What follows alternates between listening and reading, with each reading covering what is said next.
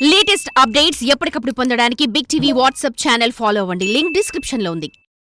అప్పుడెప్పుడో చిరు ₹1,00,00,000 పారితోషికం అందుకుంటేనే ఆహా ఓహో అన్న స్థాయి నుండి నేడు హీరోలు 100 కోట్ల పారితోషికం అందుకునే స్థాయికి ఎదిగిపోయింది సినీ ఇండస్ట్రీ. అయితే భారీ బడ్జెట్తో తెరకెక్కిన సినిమాలు బాక్సాఫీస్ వద్ద బోర్లా పడినా, సినిమాలు అనుకున్నంత స్థాయిలో ఆడకపోయినా తగ్గేదిలే అంటూ ఏడాదికేడాది అమాంతం పెంచుకుపోతున్నారట స్టార్ హీరోలు. ఈ క్రమంలోనే ఇటీవల ఏ హీరో సినిమాకి ఎంత వసూలు చేస్తున్నారో తెలుపుతూ ప్రముఖ మ్యాగ్నైజ్ ఫోర్బ్స్ ఇండియా అలా చెప్పుకొచ్చింది. సినిమాలు 100 కోట్లు వసూలు చేస్తుంటే మేమెందుకు 100 కోట్లు తీసుకోవద్దు అన్నట్టుగా ఉన్నట్టుంది సినీ హీరోల వాలకం. చూస్తుంటే తాజాగా ఫేమస్ మ్యాగజైన్ ఫోర్బ్స్ రిలీజ్ చేసిన హీరోల రెమ్యునరేషన్ లిస్ట్ చూస్తుంటే అది నిజమేనేమో అనిపిస్తోంది కూడా.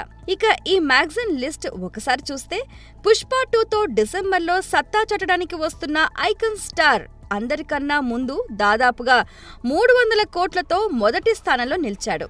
ఇక కాలీవుడ్ హీరో విజయ్ ఇటీవల వచ్చిన ది గోట్ సినిమాతో పాటు తన 69వ సినిమా కోసం 275 కోట్లు తీసుకుంటున్నాడని తెలుస్తోంది. ఇక పఠాన్, జవాన్, డంకీ సినిమాలతో వరుస హ్యాట్రిక్ కొట్టిన బాలీవుడ్ బాద్షా దాదాపు 250 కోట్ల పారితోషికం అందుకొని 3వ స్థానంలో ఉన్నట్టు సమాచారం.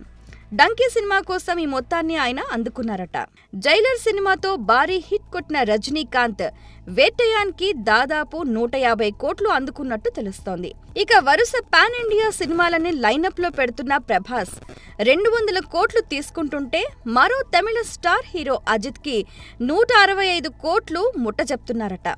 ఇక బాలీవుడ్ కండల వీరుడు సల్మాన్ ఖాన్ కి 150 కోట్లు, కమల్ హాసన్ కి 150 కోట్లు, అక్షయ్ కుమార్ కి 145 కోట్లతో తరువాత స్థానాల్లో ఉన్నట్టు తెలిపింది ఫోర్బ్స్ మ్యాగజైన్.